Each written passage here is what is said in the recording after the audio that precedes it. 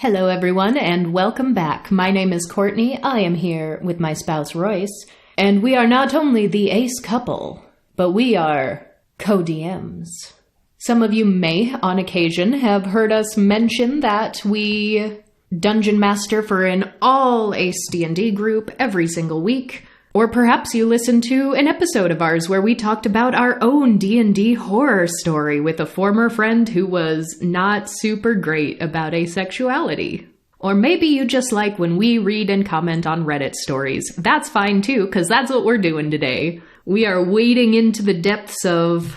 what are we doing? D&D horror stories, RPG horror stories. There's a couple subreddits to choose from here. We're keeping it open. The general vibe is various TTRPG horror stories. The two subreddits we've been looking at are RPG horror stories and D&D horror stories, but a lot of the posts on RPG horror stories are using D&D mechanics. Ah, I see. Just being the popular game that it is.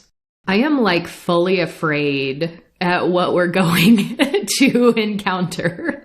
Yeah, before we get into it, I guess a lot of RPG horror stories in general often revolve around some sort of loss of control or lack of consent or no setting of expectations between either the players who are controlling their characters in the world or with the DM that is controlling the world. That's where a lot of these conflicts come from, and that's even without factoring in sexuality. I've read through some of these as I was just searching for asexuality and aromanticism on these subreddits. Just a forewarning for everyone that is what some of this content may get into. And I guess I'll start off with reading one or two here that I guess showcase a side of group role-playing or group storytelling that I personally just don't understand. I don't get why some people are this way, but this is sometimes the core of RPG horror stories, is where one person just really wants to act out some sort of fantasy with the group, and the rest of the group did not consent to be a part of this. Whether that is, a power trip or, some other sort of fantasy that they're wanting to play through. Yeah, unironically, the TTRPG community can learn so much from the kink community. That is something we have brought up before. Session 0, talk through your boundaries, set expectations.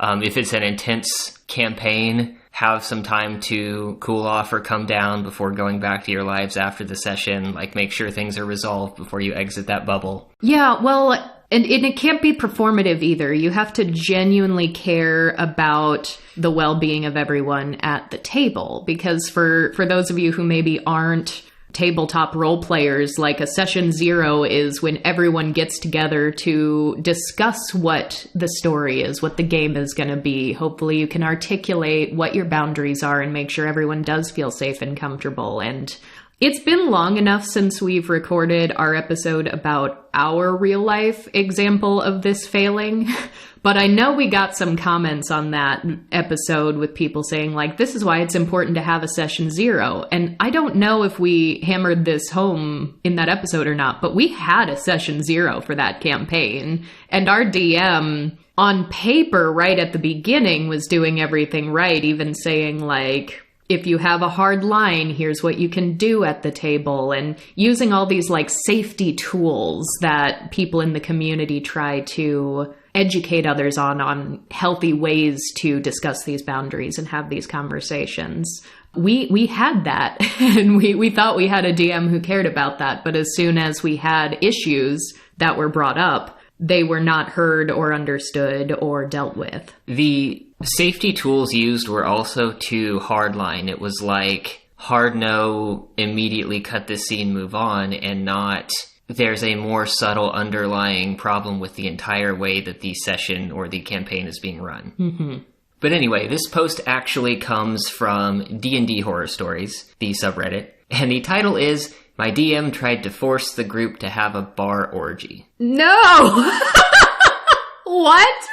It's a short one here. The player says, first time posting here, a little context. My character is Ace and does not drink for reasons in his backstory, and the DM and all on the table knew that. Oh no. The story was in my first campaign, and the group was fairly new to this. We had just finished a dungeon, and we began preparing to avenge a companion that was murdered by a powerful vampire. Standard D&D stuff. My DM, who already had problems with me, decided that we should celebrate our last victory in a bar. I guess that's red flag number 1. We were fine with that as it was something we always did. The thing is that he told us we all got drunk and started an orgy in the bar, and when we tried to tell him we did not want that, he got pissed and told us that this is what happened and we just have to deal with it. Some sessions later, he decided to stop the campaign entirely, which was sad because we really liked our characters and their interactions.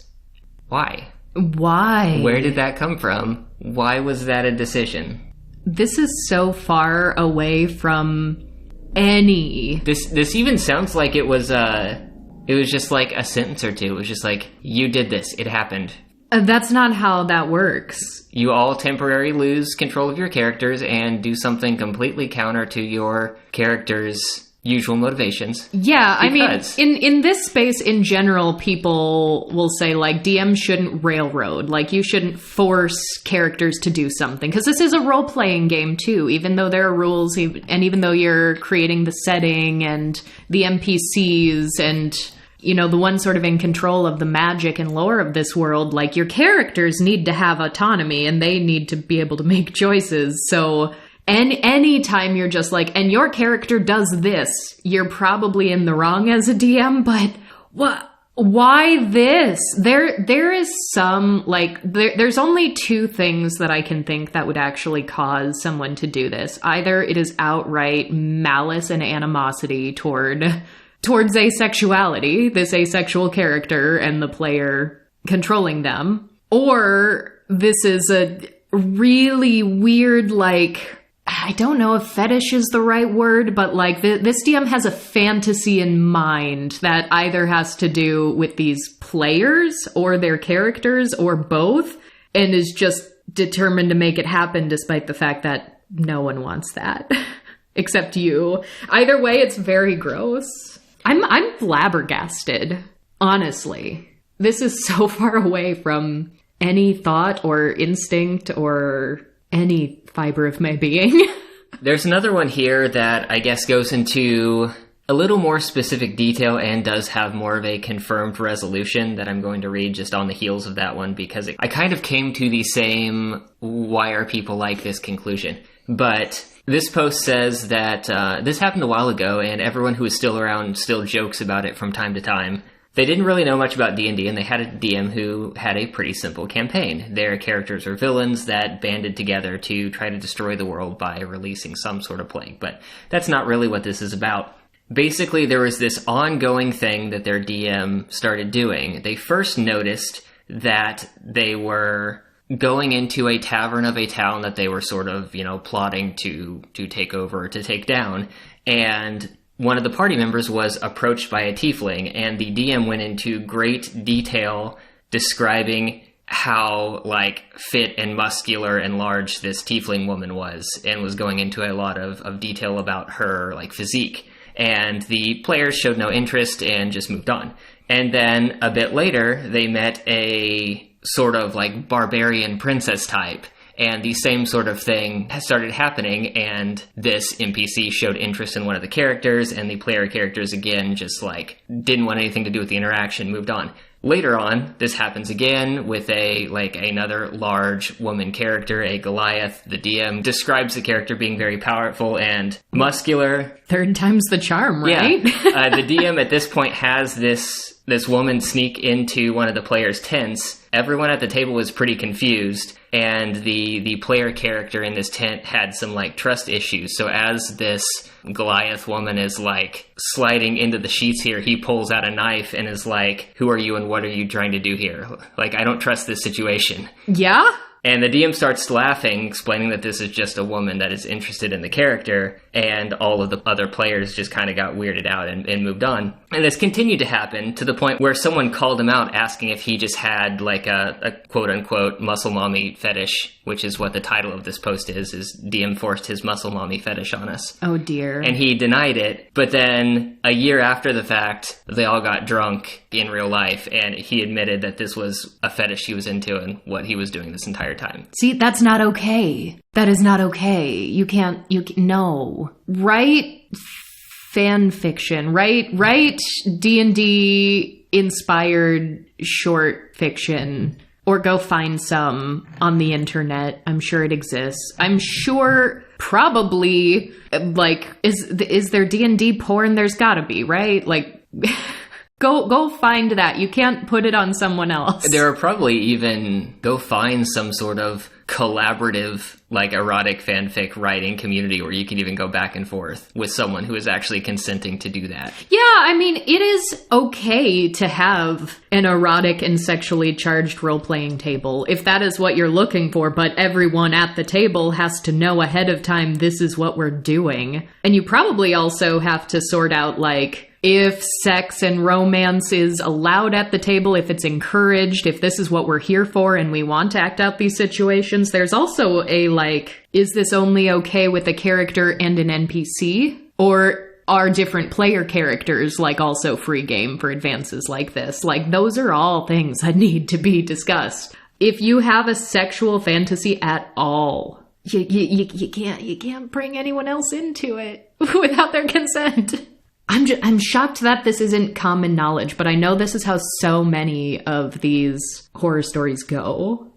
And I suppose along those lines, because I don't even like advancements being on the table without that consent ahead of time. Like, at least that's like, all right, someone with big muscles crawls into the sheets and the player pulls out a knife and is like, get the hell out of my tent. Who are you? Like, that's an appropriate response, I think. It sounds like the character had the option to do that. And once all the advances were rejected, the DM was just like, well, I'm just going to try again. Maybe one of these will stick. Still not correct, but things can be, oh, so much worse.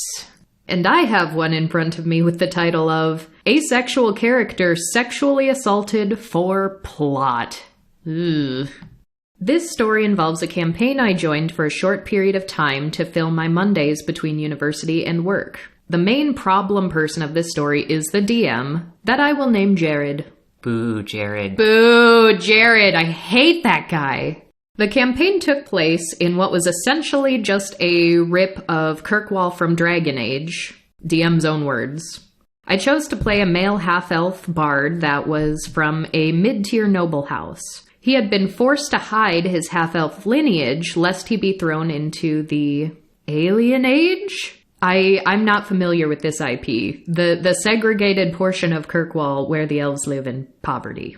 My character had left his parental home to experience life and escape the manor he was almost always forced to reside in. He became a bard because he loved music and would spend a great deal of time trapped inside his home sitting on his windowsill, listening to the street musicians outside the grounds of his home. This characterized my character as a sheltered, somewhat naive noble who wasn't fully aware of the struggles of poverty that would be brought back down by reality by the rest of the party. Though he was a bit jumpy because he was always told of the horror of the streets, so I used the alert feat to favor that. For those unaware, the alert feat prevents any kind of surprise, like someone catching you off guard, and if you do get into a bad situation, it also gives you a bonus to initiative, so better chance that you get to act first and potentially escape.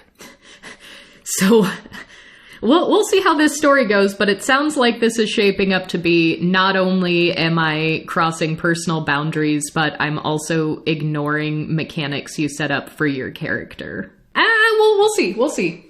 Then came the problem event. We were traveling through the Red Lantern District to talk to a fixer-type character who could set us up with a job that would take us out of Kirkwall. The guy operated out of a bordello, and my character, I had decided, was a soft asexual, but I hadn't decided it was right to share that yet, and it's something I'm exploring myself. Side note, just to add, that is super, super common. Not only for aces, but the entire queer community. There are so many queer people who were first able to experiment or fully come into their own true identity through a safe role-playing game. So I just want to point that out because that is tremendously important to a lot of queer D&D players. In this bordello, my character was more interested in the actual dances the women were performing. I even specifically had him comment, "Wow, must take a lot of strength to pull yourself around a pole like that." Brilliant. Love it. After setting up the job with the fixer, we were told to enjoy ourselves, and each of the male characters is given a woman to fade to black with for the night. A drow woman approaches my character, and my character responds, "Oh, no thank you." Jared raises an eyebrow and is like, "Really? She's gorgeous and it's free." I just responded, "Oh, I'm aware. Still no thank you." Jared then replies, "But you're a bard. Come on, this makes no sense." The trope of the horny bard. I hate it so much. I really, really do. I don't know why people push that so hard, because there are multiple classes that have charisma as their primary stat, and none of the other charisma-based characters have this sort of reputation. Like the smooth-talking warlock isn't ever like, "Oh, the horny warlock." Yeah. And this is a game where there are other powerful spellcasters and there is like enchantment magic at play. Yeah, but musicians, like real life, they got their groupies, or something. Carrying on, I was confused why he was pushing so hard to have me boink this woman. I later found out that he was so pushy because this woman was an agent from some criminal group that was associated with my family and was going to steal a family treasure that I had on me. Basically, she was to be a honeypot, but Jared never comprehended that I wasn't playing just another horny bard. Honestly, that's also kind of hilarious because consent and asexual character aside, sometimes characters just don't do what you expect them to do, and as a DM, you gotta roll with it. How easy would it have been for the DM to just shift the agent to another NPC that someone else slept with? Yeah, in a situation like this, either the character solved the problem before it even happened, in which case you as the DM, you're thwarted. You gotta either drop it and find the next plot hook, or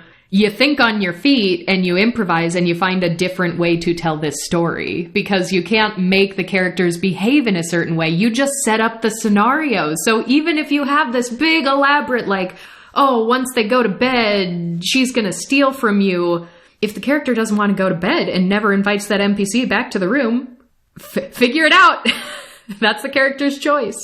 The woman walks off and we go to sleep for the night. My character specifically stays up to work on some lyrics to a song he was working on. Jared then tells me that before you realize it, the beautiful drow woman is in your room.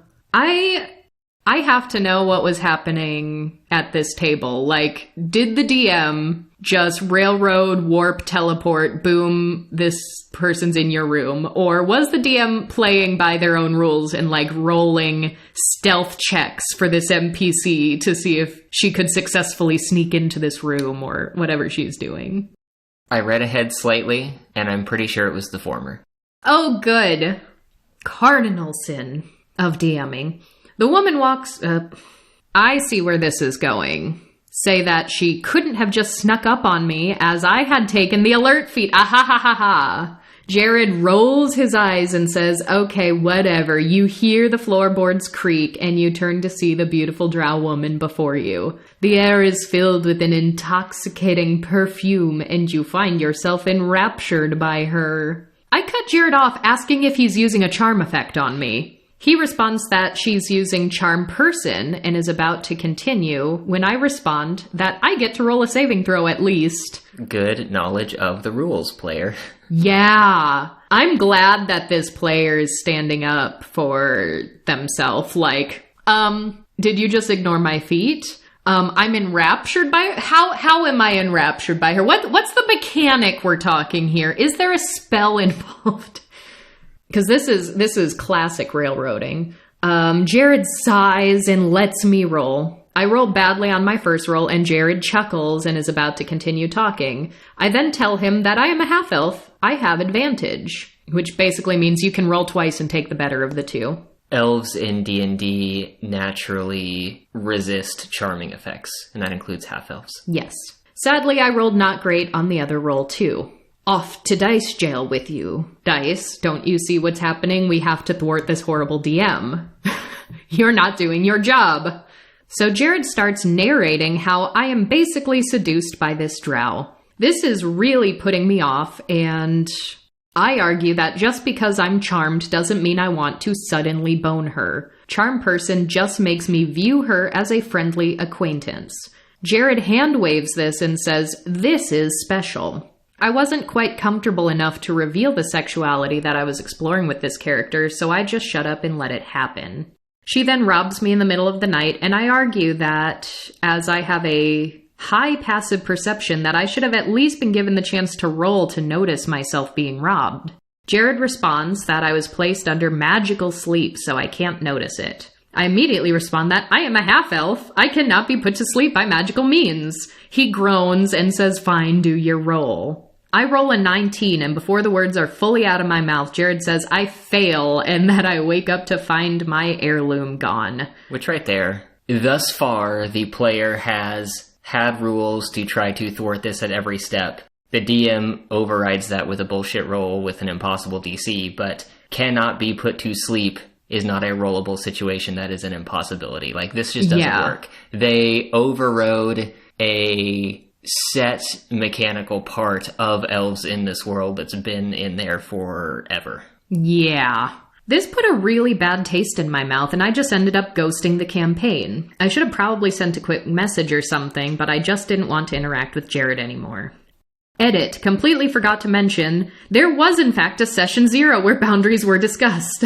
Sadly, Jared elected to actively ignore what was discussed. I wonder if that edit was because people were in the comments being like, this is why it's important to have a session 0, which sometimes you have one because people tell you that's what you're supposed to do. But if someone sucks, they suck.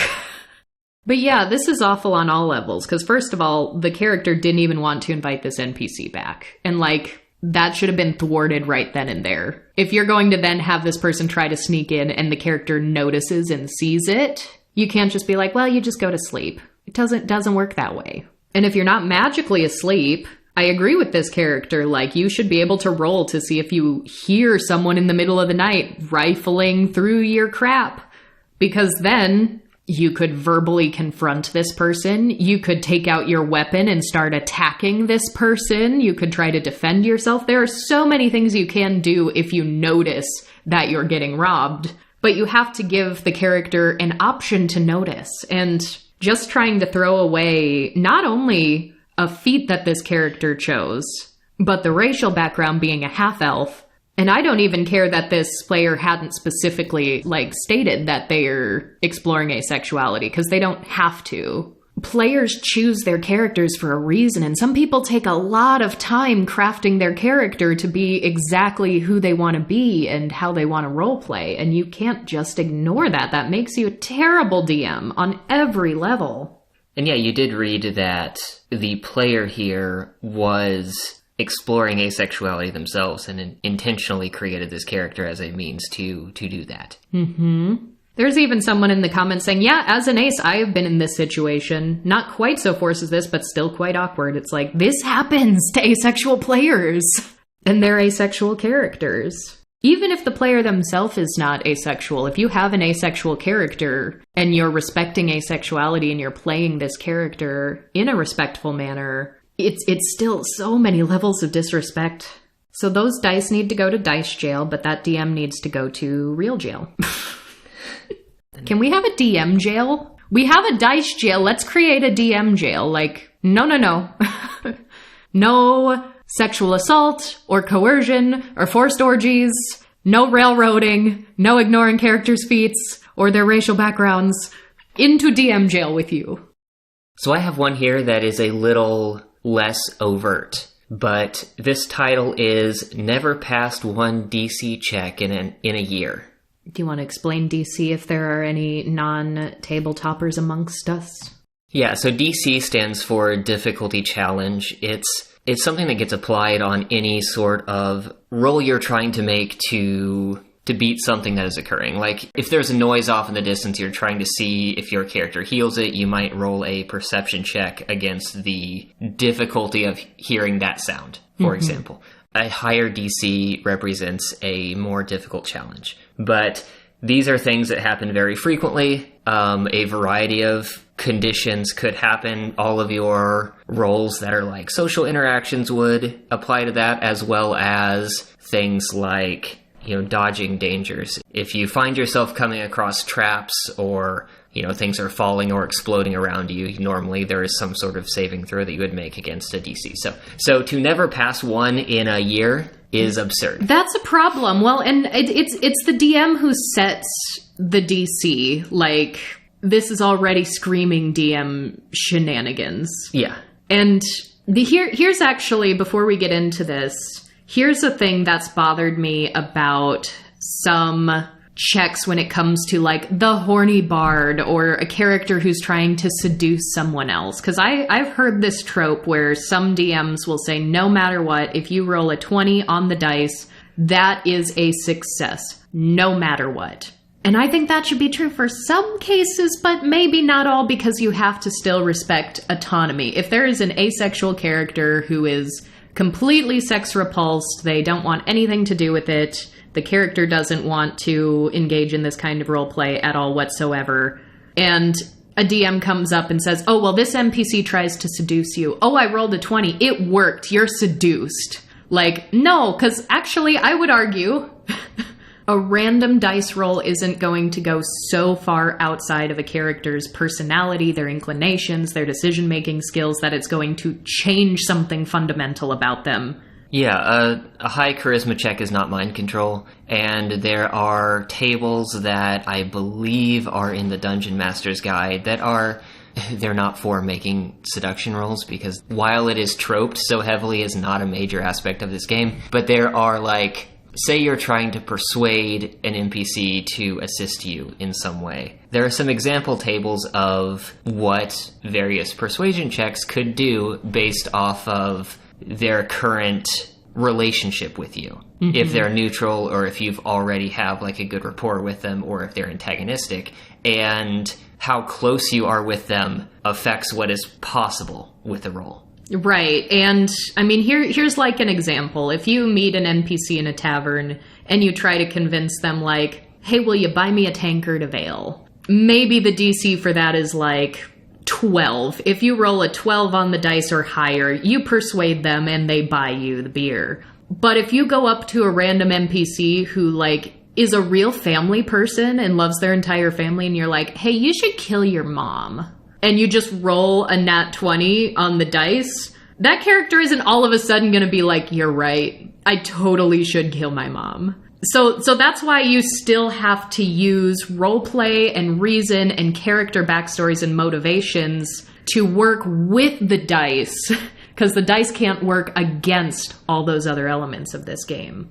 And to go back towards the end of that last story you just read, the magical sleep, first of all, that shouldn't have been a roll, that shouldn't have been a possibility, that was against the rules. But the fact that the player rolled a 19, and then before they even, like the moment they get the word out, the DM's like, that fails. Like, that was an example of, there wasn't a success. There wasn't a possible roll that the DM would have taken to get out of that situation, because they had already made up their mind that this is what is happening. Which, that's the bad way to interpret that. But it's also, I promise we'll get onto this next one, but that just reminded me as well that is just lazy DMing too. Not only is it bad, but it's lazy, and that's what's infuriating. Because if you really want this character to steal something from another character, and that is their only purpose for being in here, is that they have to steal this is going to progress the plot, build that NPC in such a clever way that they have options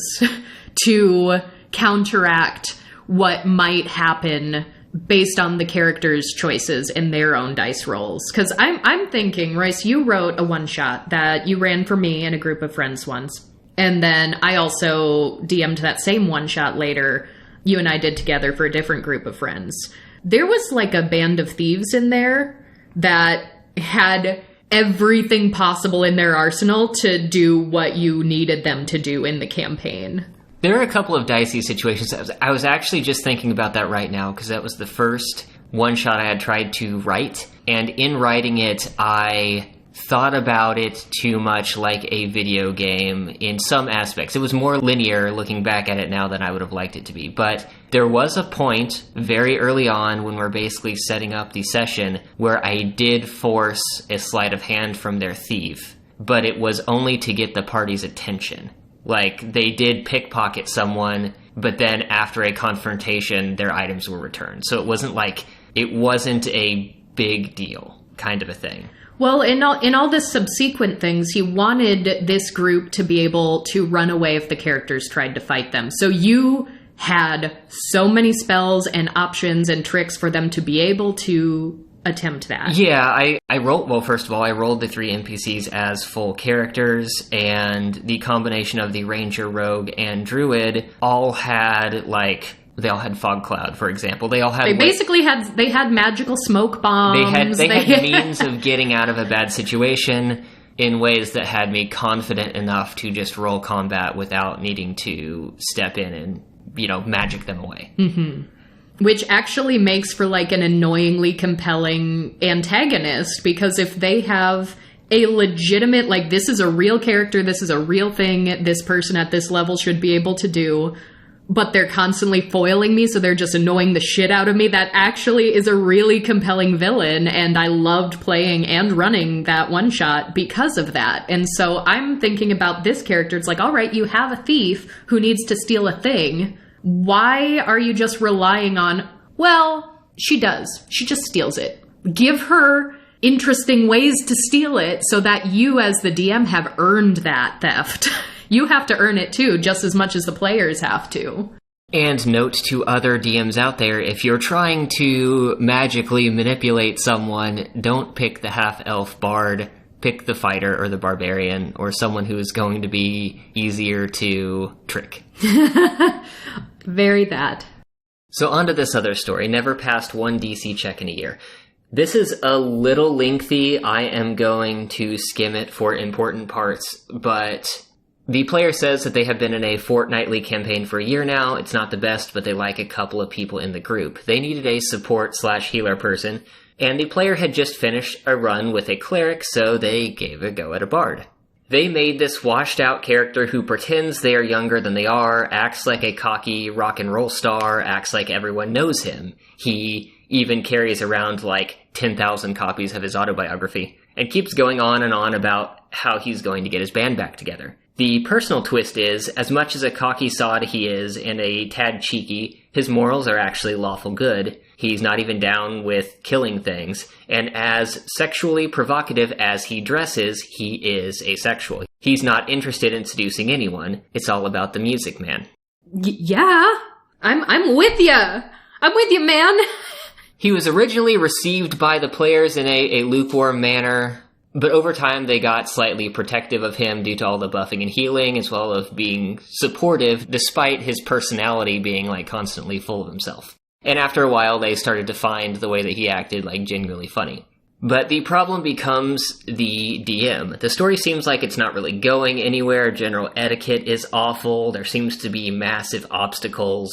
For example, they wanted to buy some outfits for the party so that the party could be in their new band, and the DM says that the outfits will cost 75 platinum, which that is the amount of money to buy a warhorse with barding. Yeah, that's a lot. Spendy. A fancy outfit should cost maybe 1 or 2 platinum per person. This is designer. This is top tier. Given the rates for costume clothes or fine clothes out of the book. That was a pretty ridiculous expense. That seems to be an expense of, much like we were saying, DMs putting impossible DCs, this was the DM putting an impossible price. Because they say that they had the equivalent of 30 platinum on them, and money wasn't easy to come by in that campaign. And they ended up spending all of their money on a custom wagon instead that they could use as like a mobile like performance stage instead of the costumes themselves. But the campaign was full of these little situations where the player was trying to do something with their character and the DM, for whatever reason, just kept finding a way to foil it. They tried to perform in taverns because they are a washed-up rock and roll star. And they say that they had pretty good ability scores. What? I just don't think I've ever heard someone say rock and roll star. Because it always gets shortened to rock star. But of course, rock is short for rock and roll, but it sounded silly to my ears. Oh, yeah. Rock and roll star is exactly what they said earlier. Rock and roll star. But they had pretty good scores. They say their performance and deception both were plus 11s. That is a high boost. And they were rolling pretty well. And whenever they would try to perform in taverns, the DM would say that their performance check would fail. And that sort of vibe continues, where the things that they are trying to do never seem to work out somehow. They get to the point where they are not going to be able to be a part of the group anymore due to something coming up. And they message the DM about a month ahead of time to plan for, when is going to be their last session, and to find some way to have their character, sent off, in this case, killed off. And the DM agreed, and so they are prepared for how this was going to go for their last session. They had thought of some, snappy one-liners to leave the rest of the group on as their person leaves the campaign. They say that they were in the Feywild and they were heading somewhere, and their scout makes a pretty bad roll that gets them into a bad situation, and some just mysterious guy comes up blocking their path. And so this character, this bard, steps in the way and tries to talk their way out of it. And they roll a 28 on their deception, which is a very, very high roll. Generally speaking, a 20 is going to be good enough to make most of the things that you want to happen. Yeah, except for the extraordinarily difficult, if not downright impossible situations we alluded to earlier. And this roll doesn't work, and they get ambushed. And they do a good 2.5 hours of combat that doesn't actually end. The session ends, the last session that this player can play in, without them getting to the climactic point where their character can actually get a good send-off. Aww. And afterwards, they talk with the DM in private messages. The DM saying, we didn't get to the point where your character was going to get killed off. And the player was obviously pissed off about this because, the DM controls the entire world. They could have made this happen differently. And their excuse was that due to the way they articulated, they verbally articulated their deception based off of the story that they tried to tell about to get themselves out of this situation, they mentioned a story of a golden unicorn. And the DM said that was too fanciful for the Feywild, and had the enemies roll an intelligence check that was done behind the DM board. No one knows what that actually was. And said that even with the super high deception check, the enemies figured out that this was a lie based off of logic, and, threw away the player's roll, which I wonder how much of that had been happening for the entire campaign. Yeah. It seems like a very thinly veiled excuse to just discount the player's dice. And it was around that point when the player left annoyed, sulked a bit, felt like they didn't get to say a proper goodbye to the group. And it was at that point that they had realized that, thinking back on it, they hadn't passed a single story-based DC in the entire year that they had been playing when they'd been trying to do things. Wild. There were little things, but no major interactions, no major story beats. My super lying bard had never successfully even lied, even with the high scores. And then it hit the player that the DM hated the type of person my character was, or at least had contempt for them, and just prevented them from doing the things that they wanted to do. Awful. It's terrible. Because obviously you're forcing fails, which is not cool. But I also think that a really good DM should try to make even natural failures important or meaningful or interesting to the story in some way, because it's just frustrating if you are consistently trying to do something and it just won't work. Like, you should celebrate the triumphs and the successes, but if you fail at something, it shouldn't just be like, no, that doesn't work. Next, try something else. No, this is how it's going to go.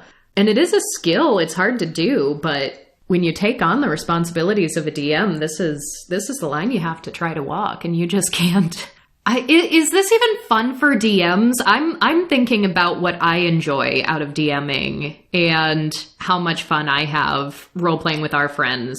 And it doesn't sound like it would be fun to me if I just decided to say no to them every single time.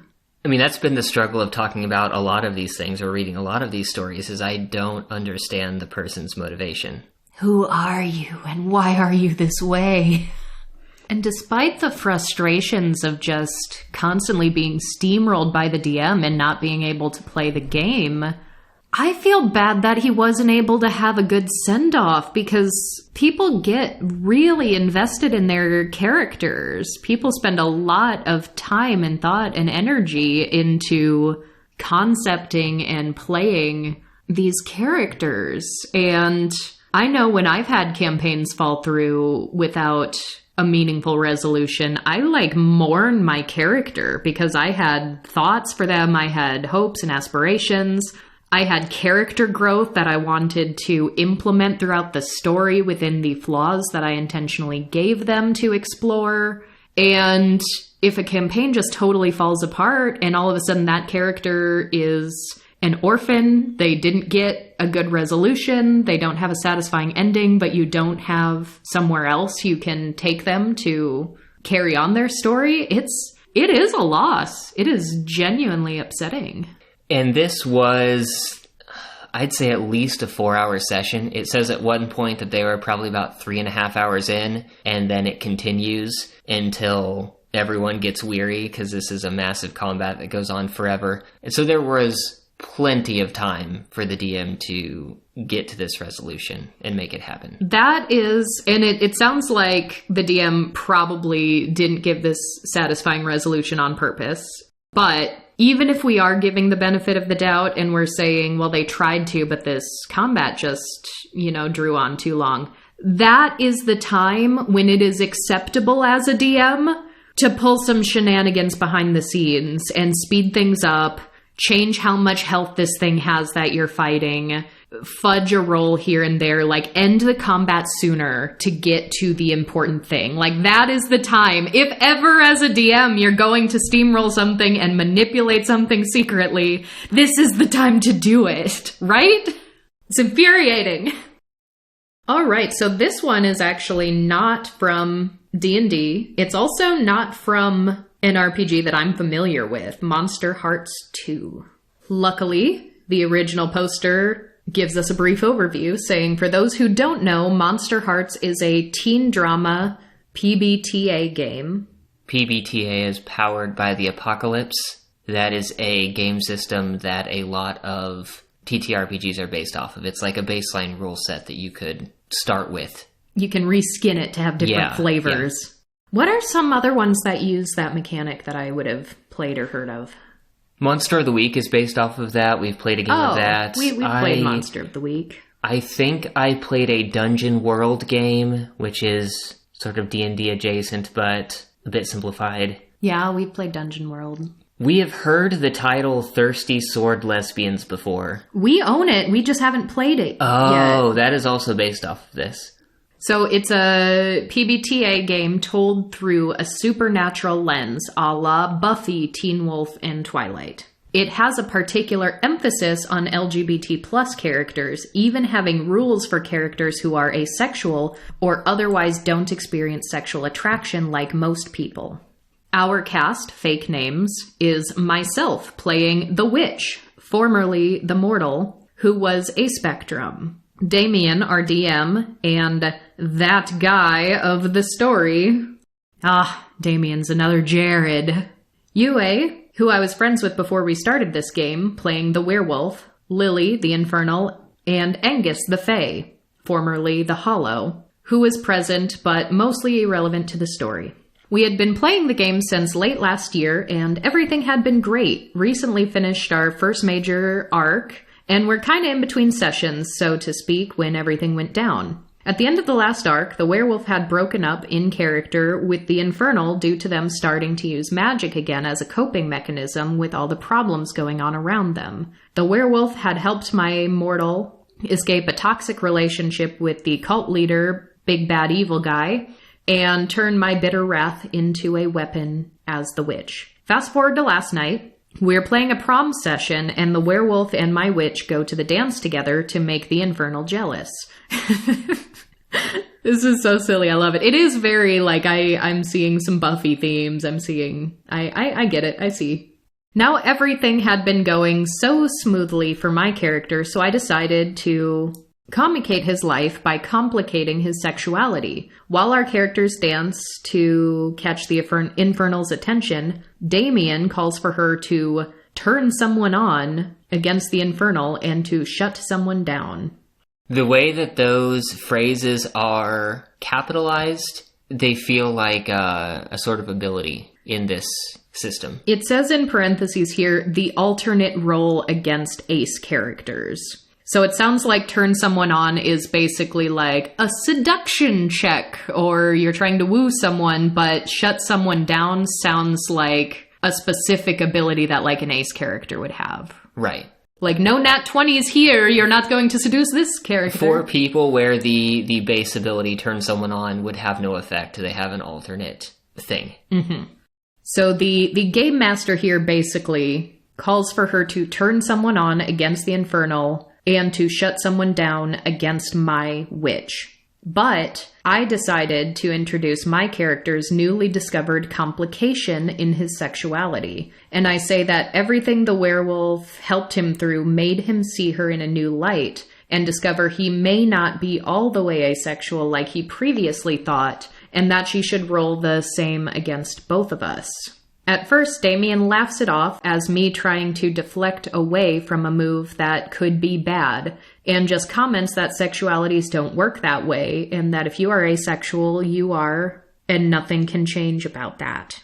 That's when I mention I used to consider myself asexual even into my 20s, and more recently discovered it was more complicated than that, and now I'm demi. So I can attest firsthand that people who once considered themselves asexual and can discover they were wrong later in life. Damien absolutely flips out at this point, ranting about how demisexuality doesn't exist and just is bullshit heteronormative aphobia, made up so bigots can try to backpedal on their sexuality after coming out and later claim they are basically straight. Before I can argue back, he kicks me from the server. A little later, I get a text from Yue telling me he continued his rant against my sexuality, and when she argued against it, he kicked her too. Then this morning, Lily messaged me telling me her and Angus left the game and won't be returning to it next week, and if we wanted, we could try to get a game together with someone else as a GM, which we will be doing session 0 of next Friday. Shitty situation, good happy ending though, because that GM is terrible, but the fact that all the other players were like, no, fuck this, fuck that, we're out, and started a new game so quickly. I hope they had so much fun in their new game. The heteronormative aphobia. That's not the most common thing people say about demisexuality, but it's just as bullshit as everything else they say about it. Especially a game where it's supposed to be geared towards queer characters and queer players. That is just so unacceptable because, first of all, identifying as asexual and then later learning demisexual is probably more specific and more accurate. That's not even that drastic of a change. Demisexuality is still widely regarded as being a part of the asexual spectrum. I've met a few demisexual people here and there that will say, like, I am close enough to allo that I don't necessarily identify with the asexual community. And those experiences are fine and valid, but the vast majority of demisexual people I know are asexual. It's the same spectrum. We have many shared experiences. And to just say blanketly that sexuality can never change or evolve or isn't ever fluid, nah, that ain't it. that ain't it. Plus, like, again, what an unfun DM. Like, put the bigotry aside for just like half a second. How unfun of that. Like, even if it wasn't about a changing sexuality, if I had a pretty good grasp on a character and I had talked to the player and I kind of know what their deal is and I'm working with them to tell this character's story within my setting. If all of a sudden my player is like, actually, DM, maybe there's a bit of a twist. Maybe there's more to the story here. I'd be like, oh, do tell. What is this plot? I love when the plot thickens. My players will attest. I am always like, give me more lore, give me more backstory, tell me everything. Oh, your character is journaling? Send me those journal entries. What's your character writing over there in secret? We've had more than one player write a just in case I die note and tuck it somewhere in their belongings. Yeah! And I love it. I'm like, look at all this plot that... Like, usually I'm in the know as the DM. I know if there's plot coming down the line, and I'm, like, excited on behalf of the other players that don't know the plot yet, because I'm like, oh, we've got so much plot in store for you. It's gonna be great. And also, if you send me 50 pages of backstory, I'm gonna read it multiple times, and I'm gonna love it, and I'm gonna appreciate it, and you just need to stop apologizing for sending so much backstory, because I care about this collaborative story that we are telling together. And that's how I approach games. I approach it as this is collaborative storytelling. We are on the same team, and we want to make a good story. And we want to uncover the richness of this world and these characters in whatever form that takes. And it doesn't necessarily have to be happy and fluffy and triumphant either. It can be a horribly depressing, like, very oppressive world if that's something we've all agreed to. Which is just why all these DMs that are like, I have an idea of how this is going to go and it's just going to be that way. It's like, then why role play with other people? Go write a novel. Go self-publish a novel. That's a thing you can do on your own and tell the story exactly how you want to tell it. But that's not how group role-playing works. It's not.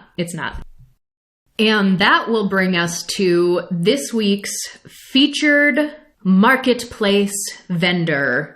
In keeping with the theme of this episode, we have AGON, A-G-O-N, a game of nerds. Original TTRPGs made by a small indie team, and yes, they are asexual owned. We have already purchased the Arcana Familia book, which is an indie TTRPG based on the Blackjack system. And the artwork is just so cool. It's very colorful. It's very, very cyberpunky. And alas, we have unfortunately not been able to play this with a group yet. I have not been able to run it for a group, but we've been really busy with our monster of a D&D campaign right now. But I have high hopes of actually running this for an all-ace TTRPG group. I'm super excited. And actually, now that I'm on their website, it looks like there's a second RPG that I don't recall seeing in the shop last time I was here. So I'm intrigued. Deep Sky Ballad. This one appears to be a space western. And these can be purchased as a physical copy or PDF copy and is available in English as well as Italian. I don't know how many Italian speakers we have listening, although I think we have charted in Italy a few times, so I'm sure there are some of you out there, and we will go ahead and put a link in the show notes as usual to A Game of Nerds if you want to check them out. Please do, and we will talk to you all next time. Goodbye!